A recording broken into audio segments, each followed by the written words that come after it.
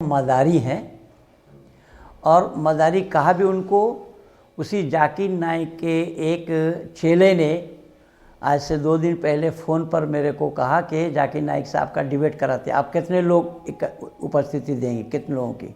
मैंने कहा लोगों की उपस्थिति क्यों चाहिए, मैं मदारी नहीं हूँ कि मदारी वाला खेल दिखाऊँ।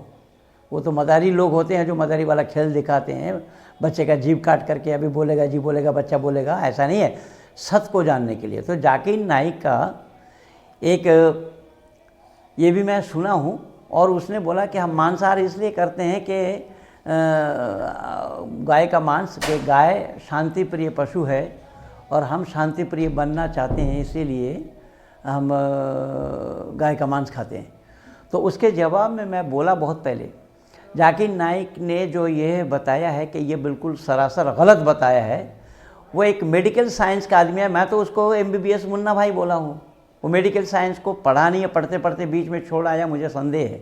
अगर वो मेडिकल साइंस का आदमी होता तो इस बात को वो नहीं कह सकता था, क्योंकि मेडिकल साइंस में भी बहुत सारे डॉक्टरों ने, मेडिकल साइंस के जानकारों ने इसको सिद्ध कर दिया है अब तक कि मांसाहार करना मनुष्य के आंत में वो शक्ति नहीं है कि वो मनुष्य उसको हज़म कर जाए।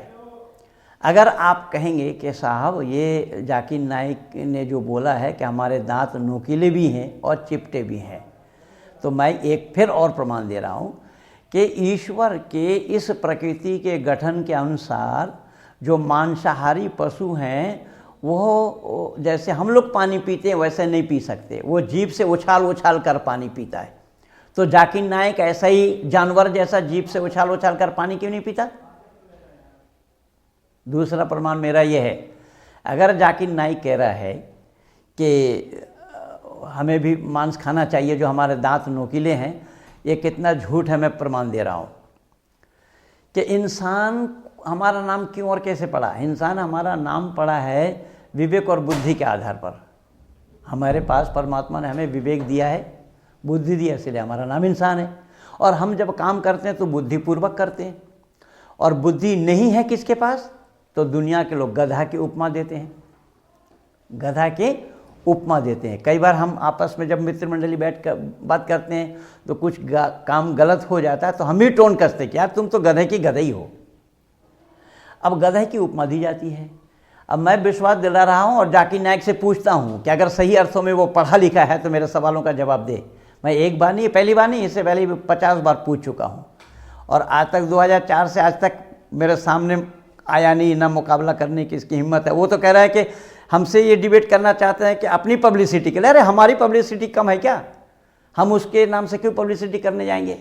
वो तो अपनी दुकान चमका रहे हैं और ये अंधविश्वासी लोगों का ही भरमार है जो उनको सहयोग दे रहे हैं वो उसकी दुकान चलाने के लिए। लेकिन मैं पूछता हूँ कि बाज़ार से आप मछली को ख़रीद करके लाइए, मांस खरीद करके लाइए, उसको धोइए एक बर्तन में और उस बर्तन को मांज करके, बर्तन भर करके पानी पीने के लिए गधे को दीजिए। गधा उसमें नाक नहीं लगाएगा। क्यों?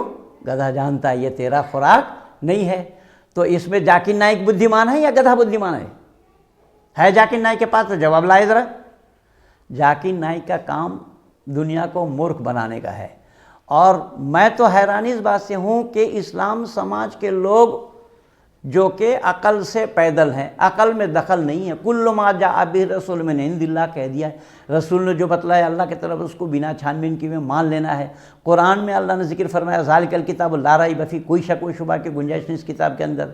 तो ऐसे अंधविश्वासियों के चंगुल में हमारे पढ़े लिखे बच्चे क्यों फंस जाते, कैसे फंस जाते, मैं ये नहीं समझ पाता कि इन लोगों को 2 मिनट का काम है। मैंने तो बोला कि एक मुसलमान महेंद्रपाल आर्य को बना करके दिखा दे। ये इतने लोगों को मुसलमान बना रहे हैं, एक महेंद्रपाल आर्य को मुसलमान बना करके दिखा दे ज़रा। नहीं बना सकते। और हमारे पढ़े लिखे बच्चे उन अंधविश्वासियों के चंगुल में कैसे फंस जाते हैं, मैं ये नहीं समझ पाता हूँ कि यह हमारा पढ़ा लिखा बच्चा, ये इनकी पढ़ना लिखना कहाँ ये धरा के धरा रह जाता है कि उनको निरुत्तर नहीं कर सकते। क्या ये जिस बच्चे को उसने ये जवाब दिया है कि हमारे दांत नोकीले हैं, वो ये नहीं बता सकते थे कि ठीक है हमारे दांत नोकीले हैं, जानवरों के नोकीले हैं, शेर के नोकीले, वो मांस खाता तो शेर चबट चबट करके उछाल करके पानी पीता है, क्या तुम उन जानवर जैसा पानी पी सकते हो? इतना नहीं बोल सकते थे क्या? पर इसके लिए हम करें तो क्या करें। मैं भी 30 वर्षों से यही काम कर रहा हूँ। मैं कहाँ समझाऊँ, कितना समझाऊँ। हमारे बच्चे ही विलक्षण प्रतिभा संपन्न इनको होना चाहिए था, क्योंकि हमारी मान्यता यस तर्क अनुसंधत्त सधर्म वेदे ने तारा। हर बात को तर्क के कसौटी पर कसो, जवाब दे तो मानो, जवाब न दे तो मत मानो। हमारे यहाँ पर तर्क है, इस्लाम में तर्क नहीं है, ईसाइयत में तर्क नहीं है, कहीं भी आप तर्क नहीं कर सकते हैं। हमारे यहाँ तर्क को ऋषि कहा गया, तर्क वही ऋषि, जांच करके हमें मानने की बात कही गई है। वहाँ पर तो बिना जांचे मानना है। जैसा उदाहरण मुसलमानों की मान्यता है कि हज़रत मोहम्मद साहब ने उंगली के इशारा से चांद को 2 टुकड़ा किया। अब ईश्वर अधीन चांद है, उस ईश्वर अधीन चांद को कोई एक व्यक्ति उंगली के इशारा से 2 टुकड़ा करे, ये हुआ कैसे? बोले ये मत पूछो। अब इससे बड़ा अंधविश्वास क्या हो सकता है? जब पूछ करके तुम जान करके नहीं मानोगे, तुम्हें मानना है। इसलिए ईमान शब्द का, इस्लाम शब्द का अर्थ भी यही है, सरेंडर टू अल्लाह। जो बोला उसके ऊपर टीका टिप्पणी नहीं, कुरान के ऊपर आप कुछ सवाल नहीं कर सकते हैं। और सब बेतुकी बातें हैं, साइंस के विरुद्ध बातें हैं, अनर्गल प्रलाप हैं, न मालूम कहाँ का कितने किस्से कहानी की गुंजाइश है वहाँ पर, जो वेद में किस्सा कहानी की गुंजाइश नहीं है।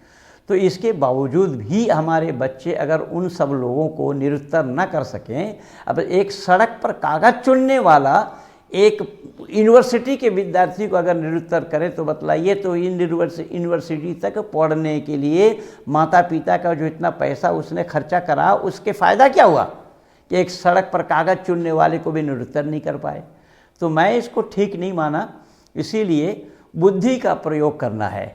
और हम तो परमात्मा से यही प्रार्थना भी करते हैं ना कि धियो यो नः प्रचोदयात्। हम परमात्मा से प्रार्थना करते हैं कि परमात्मा आप हमें बुद्धि दीजिए। तो बुद्धि की मांग करने के बावजूद भी हम बुद्धि से अगर काम नहीं कर पाए, ले पाए, और बुद्धि से जो लोग पैदल चल रहे हैं उन्हें निरुत्तर नहीं कर पाए, तो फिर ये बात कहाँ तक फिट होना संभव होगा कि धियो यो नः प्रचोदयात् हम परमात्मा से कर रहे हैं, मांग रहे हैं, परमात्मा से बुद्धि की मांग कर रहे हैं। तो बुद्धि परमात्मा ने हमें दिया है, उसको काम में लगाने के लिए, ताला डाल करके रखने के लिए दिया है। तर्क के आधार पर, तर्क के कसौटी पर कोई भी एक भी सवाल का जवाब दे दे, चाहे जाकिर नाइक हो या समग्र इस्लाम हो। जाकिर नाइक भी तो अब अपने को हिंदू कह रहे हैं। अभी उसकी एक रिकॉर्डिंग है, अभी मेरे पास भेजा है, अभी कलकत्ता से फ़ोन आया था मेरे पास कि जाकिर नाइक भी अपने को हिंदू कह रहा है। तो जाकिर नाइक जब अपने को हिंदू कह रहा है, तो मैं आप लोगों के माध्यम से जाकिर नाइक तक इन बातों को पहुंचाना चाहता हूं कि हिंदू तुम भले ही कह रहे हो हिंदुओं को खुश करने के लिए, पर हिंदू शब्द हमारा है ही नहीं है।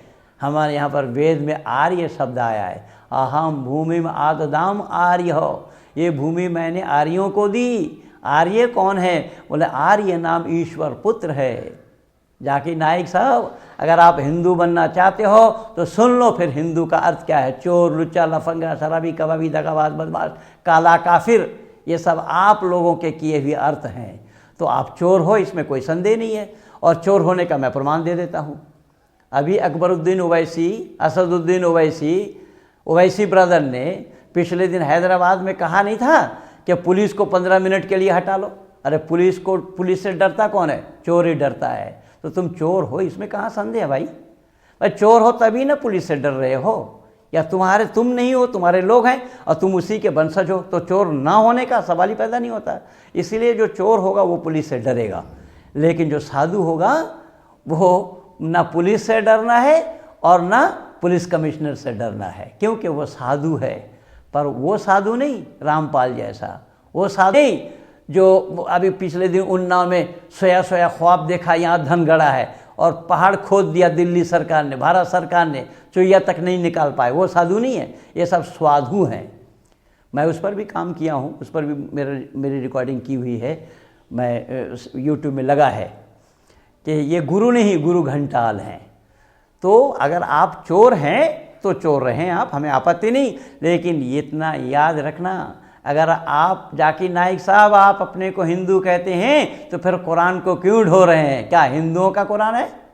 हिंदुओं का वेद है, हिंदुओं का गीता है, हिंदुओं का रामायण है, हिंदुओं का महाभारत है, हिंदुओं का पुराण है, हिंदुओं का और 1132 शाखाएं हैं वेद के।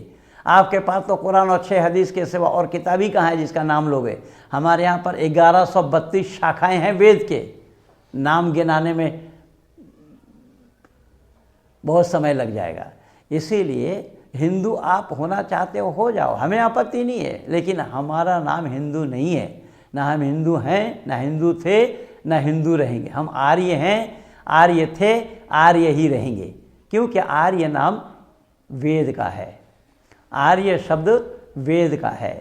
परमात्मा का यही उपदेश है, अहम भूमिम आददाम आर्य, यह भूमि मैंने आर्यों को दी। तो आर्य किसको बोला गया है कि आर्य नाम ईश्वर पुत्र हो, आर्य ईश्वर के पुत्र हैं।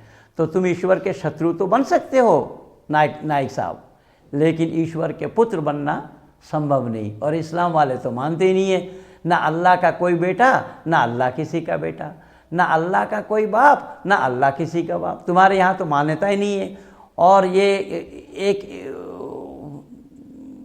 इमरान ब्रदर है, वो बोलता है कि वेद में कहीं नहीं आया है कि उसको पहले, मूर्खानंद, वेद में ही आया है, त्वम हीना पिता वसो त्वम माता शतकोता बभूविता धाते सुम नमी महे। वेद तुमने पढ़ा कहाँ? मैंने तो तुम लोगों को ये बता रखा हूँ कि वेद बाद में पढ़ लेना, पहले स्वर बताओ। तुम्हारे दादाजी भी नहीं बता पाएंगे कि स्वर क्या है, स्वर किसको कहा गया है, स्वर बना कैसे है, स्वर बनता कैसे है, स्वर का संपर्क किन से है, ये सब नहीं जानते हो।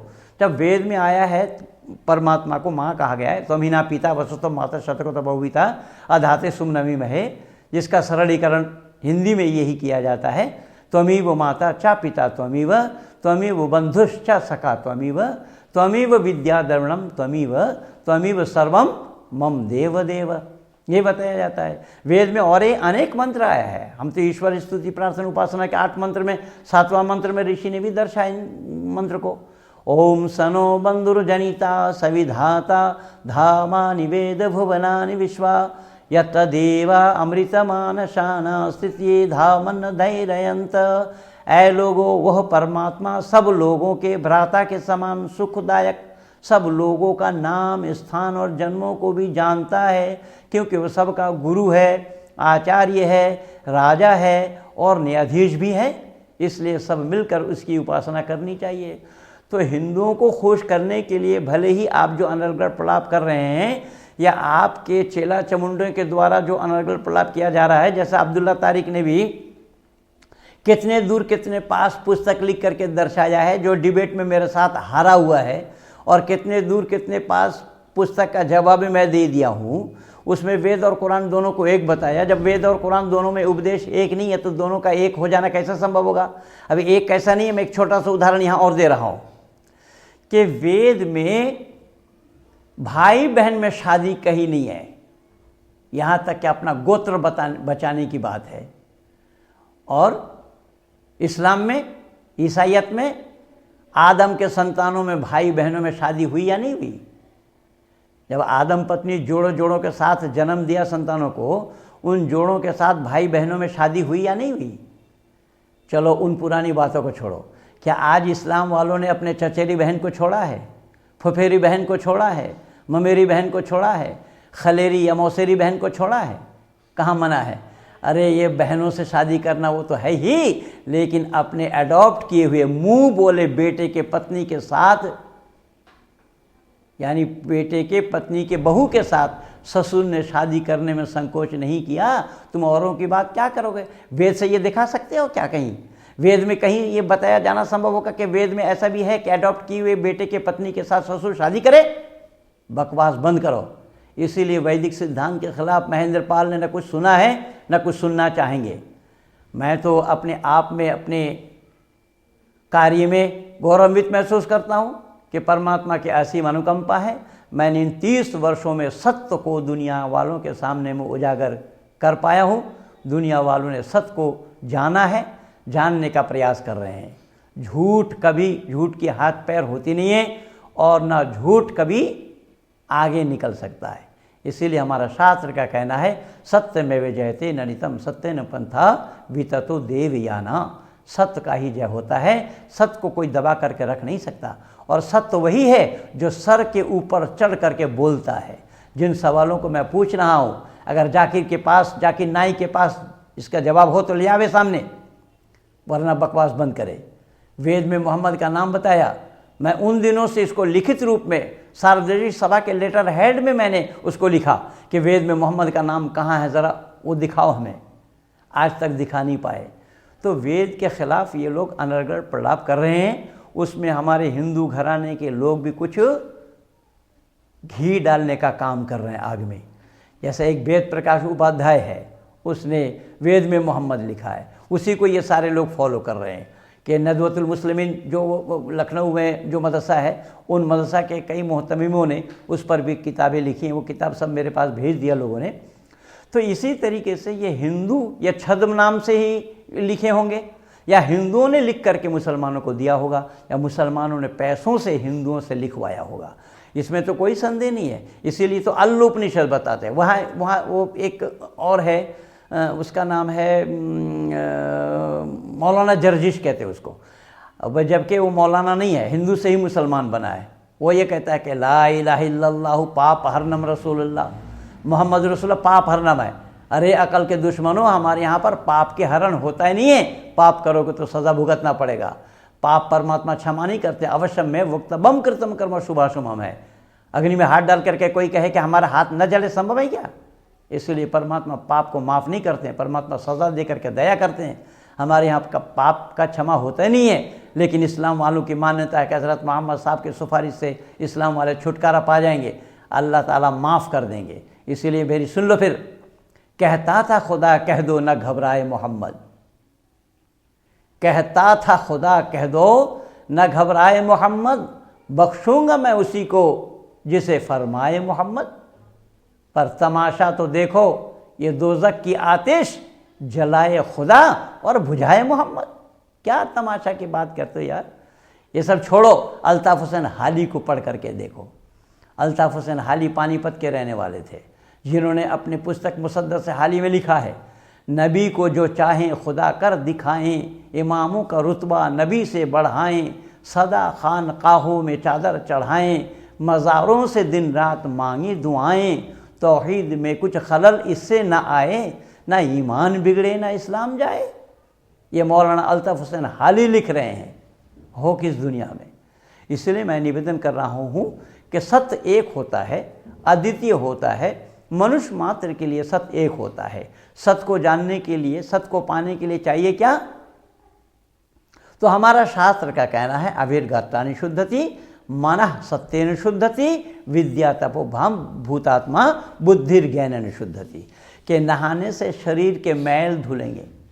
मनः सत्येन शुद्धति, मन की शुद्धि होगी सत्य से। सत्य को धारण किए बिना मन की शुद्धि होगी नहीं। तो सत्य को तो दुनिया वालों ने जाना ही नहीं। वेद के इतर जितने भी किताब वाले हैं, उन्होंने सत्य को नहीं जाना।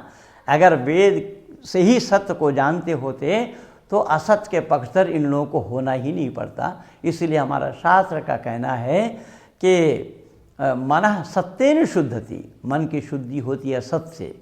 विद्या तपोभ्याम भूतात्मा बुद्धिर ज्ञानेन शुद्धति, के तप के द्वारा ही विद्या की प्राप्ति होती है। विद्या को जानना, विद्या क्या है, विद्या किसे कहा गया है? सा विद्या या विमुक्त है, जो मुक्ति का रास्ता बता दे, उसका नाम विद्या है। और बुद्धि ज्ञानेन शुद्धति, बुद्धि की शुद्धि होती है ज्ञान से।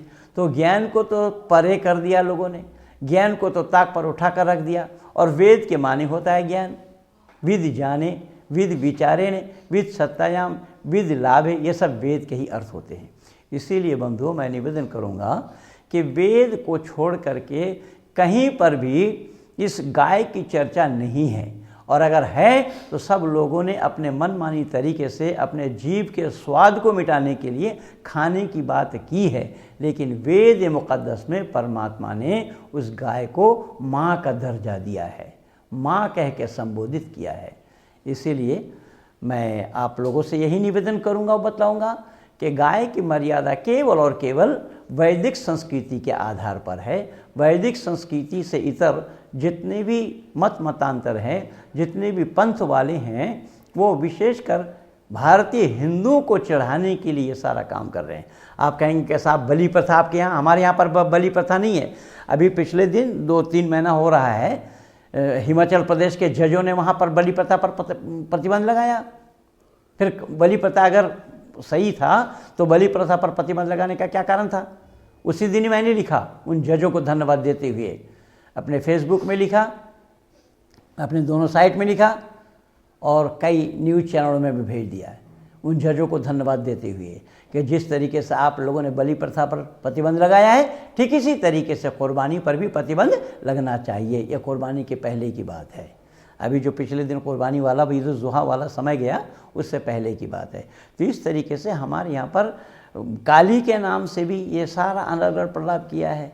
मैं तो उसी कलकत्ता का रहने वाला हूँ जहाँ काली कलकत्ता वाली के नाम से मशहूर हैं। जिस काली के सामने में मैं बचपन में तो बकरा चढ़ाते देखता था, लेकिन जवान होकर के वहाँ पर भैंसा चढ़ाते देखा।